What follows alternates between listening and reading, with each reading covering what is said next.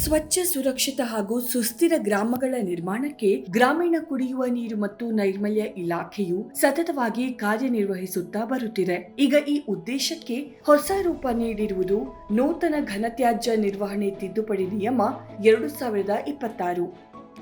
ಕೇಂದ್ರ ಪರಿಸರ, ಅರಣ್ಯ ಮತ್ತು ಹವಾಮಾನ ಬದಲಾವಣೆ ಸಚಿವಾಲಯದಿಂದ ಜನವರಿ 27, 2026ರಂದು ಅಧಿಕೃತವಾಗಿ ಅಧಿಸೂಚನೆ ಮತ್ತು ಏಪ್ರಿಲ್ 1, 2026ರಂದು ಪೂರ್ಣವಾಗಿ ಜಾರಿಗೆ ಬಂದಿರುವ ಈ ನಿಯಮವು ಘನತ್ಯಾಜ್ಯ ನಿರ್ವಹಣೆಯನ್ನು ಪರಿಣಾಮಕಾರಿಯಾಗಿಸುವಲ್ಲಿ ಮಹತ್ವದ ಪಾತ್ರ ವಹಿಸುತ್ತದೆ.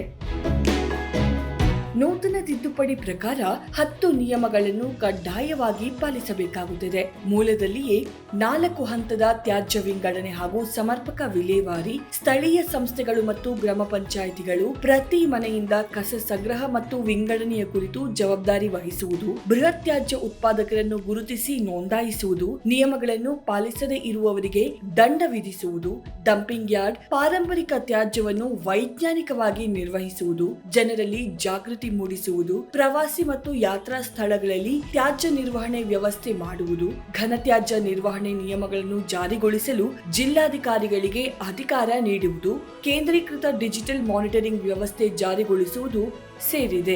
ಸ್ವಚ್ಛ ಪರಿಸರದ ಹಕ್ಕು ಸಂವಿಧಾನದ 21ನೇ ವಿಧಿಯಡಿ ಜೀವಿಸುವ ಹಕ್ಕಿನ ಭಾಗವಾಗಿದೆ. ಹೀಗಾಗಿ ಕಸದ ವಿಂಗಡಣೆಯೊಂದಿಗೆ ಆರೋಗ್ಯಕ್ಕೂ ವಿಶೇಷ ಕಾಳಜಿ ವಹಿಸುವುದೇ ನೂತನ ನಿಯಮಗಳ ಮುಖ್ಯ ಉದ್ದೇಶ. ತ್ಯಾಜ್ಯದ ಸಮರ್ಪಕ ವಿಂಗಡಣೆಯಿಂದ ಸ್ವಚ್ಛ ಗ್ರಾಮಗಳ ನಿರ್ಮಾಣಕ್ಕೆ ಮತ್ತಷ್ಟು ಆದ್ಯತೆ ನೀಡೋಣ.